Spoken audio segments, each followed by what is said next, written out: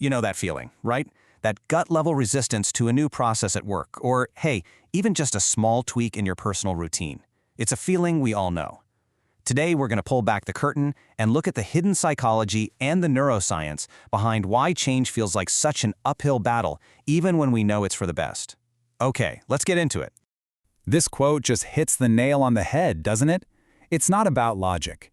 Change can kick off this deep, almost primal disruption that we can't even really put into words. It's this feeling of being fundamentally unsettled, and it happens way, way below the surface of our conscious thoughts. And here's that idea in the real world. So get this. One company decided to, add some spice by rearranging everyone's desks. They did it overnight with zero warning. They thought it was no big deal. The result? Absolute chaos. Engagement scores just plummeted. People started coming in late. The whole vibe of the place just soured. It goes to show it was never just about a desk. To our brains, it was a whole lot more. And that desk story? It's not a fluke. It's a symptom of a massive problem. Research from places like McKinsey shows this absolutely shocking number. About 70% of all big change initiatives and organizations fail. Just let that sink in for a second. 7 out of 10. And the reason isn't bad strategy, it's almost always because of the people, us, pushing back. So the real question is, what is going on in our heads? Well, the answer isn't about us being stubborn. It's all about survival. See, our resistance to change isn't really a conscious choice we make. It's a deeply wired biological instinct. It's like an ancient alarm system that's been keeping us safe for thousands and thousands of years. So here's the absolute key. The moment something new or unexpected happens, your brain's first job, and this happens in a fraction of a second, is to ask one really simple question. Is this thing going to help me, or is it going to hurt me? Is it a reward I should move toward, or a threat I need to run away from? That's it. And what's so fascinating is how these two paths play out. Look at this. When your brain senses a threat, boom, it goes into avoid mode. We pull back, we focus only on the problems, and the end result is resistance, anxiety. Sound familiar? But if it senses a reward, we flip into an approach state. We engage, we see opportunities, and we actually become more creative and collaborative. So take a guess which state most organizational change triggers. Okay, so if change triggers this threat response, what specifically is setting it off? I mean, in the modern office, it's probably not a saber-toothed tiger. The threats are social. And lucky for us, neuroscience gives us this fantastic framework for understanding exactly what those social triggers are.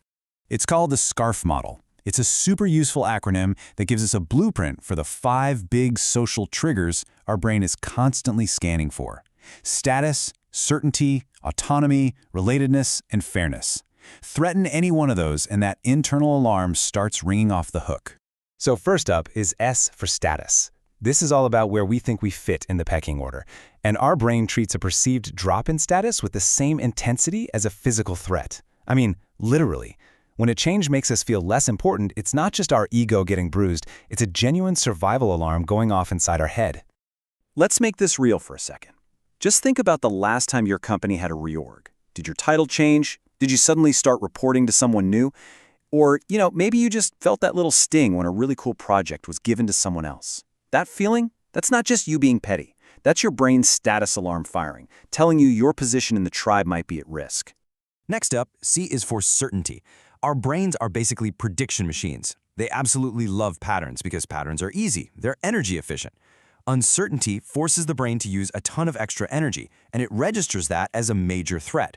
So when we don't know what's coming, our biological instinct is to just hit the brakes and conserve that precious fuel. This is exactly why a vague, all-staff email saying big changes are coming soon is one of the most stressful things you can possibly read. That anxiety you feel while you're just waiting for more details, that's not just you overthinking it. Your brain is literally burning more glucose, working overtime trying to guess the future. It's exhausting, and it's why we instinctively resist. Then we have A for autonomy. This is our sense of having control over our own world, our own work, and having that feeling of agency. It's not just a nice little perk. Scientists have found it's a biological need. You take it away, and you trigger a really powerful threat response. Seriously, think about a time you were just told, okay, now you're using this new software, or you have to follow this new process, and you had zero say in it. That immediate feeling of, oh, heck no, that's not just you being difficult. It's a deep-seated biological reaction to a loss of control. Your brain is basically screaming that your ability to influence your own environment has been ripped away. R stands for relatedness. We are social creatures to our core. Our brain's default setting is to figure out if someone is in our group or not. It's a simple calculation, friend or foe. So any change that makes us feel isolated, disconnected, or worse, pitted against our colleagues, is a huge social threat. And this explains why going through, say, a tough company merger with a team you actually trust feels so much more manageable than trying to do it alone. That sense of we're all in this together isn't just a nice, warm, fuzzy feeling. It literally calms the threat response in your brain. It tells your ancient survival circuits that you are safe inside the tribe. And finally, we have F for fairness. Our brains have this incredibly strong, innate need for things to be fair. When we perceive an injustice, that a change is benefiting one person unfairly over another, it generates one of the strongest threat responses of them all. A sense of unfairness can completely derail even the most logical, well-thought-out change. Think about a time a new bonus structure was rolled out, but it clearly favored the sales team over everybody else. People will fight back. Not because they don't want bonuses, but because that perceived injustice is a direct threat to their sense of social order. So, the SCARF model is great for explaining our immediate gut-level reactions. But there's another, much deeper layer to resistance. This kicks in when a change doesn't just threaten our social standing, but it challenges our entire worldview, who we think we are. As researchers at the Alan Turing Institute put it, our beliefs aren't just isolated little data points floating around in our heads. They're interconnected, like a giant web. And when you push on one belief, it can feel like you're trying to tear down the whole structure. So, what happens when a new fact comes along that threatens that web of beliefs? Do we just change our minds? No, rarely. Instead, we do this amazing mental gymnastics routine. We invent something called an auxiliary hypothesis. It sounds fancy, but it's really just a new, unproven idea we create on the spot for one reason: to protect our original belief. Here's how it works. Let's say you believe two things. One, that a specific treatment works, and two, that there's a conspiracy to hide it. Then, someone shows you solid evidence that the treatment doesn't actually work. Instead of changing your mind, you invent a new idea. Well, of course it didn't work. The conspiracy is preventing it from being used the right way. And just like that, the inconvenient fact is explained away, and your original beliefs stay perfectly safe. We do this all the time to avoid the discomfort of being wrong. So, when you put all this together, the brain's threat alarm, the SCARF triggers, our deep-seated need to protect our beliefs, it forces us to look at resistance in a totally new way. The standard view is that resistance is an obstacle, right? It's a problem you have to crush. But what if that's completely wrong? What if resistance is actually feedback?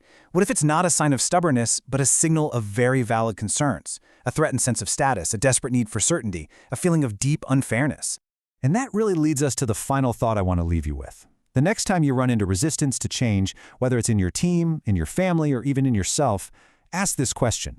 Instead of trying to figure out how to defeat it, what could you learn if you just stopped and tried to understand it first? That shift in perspective, right there, that might just be the most powerful change of all.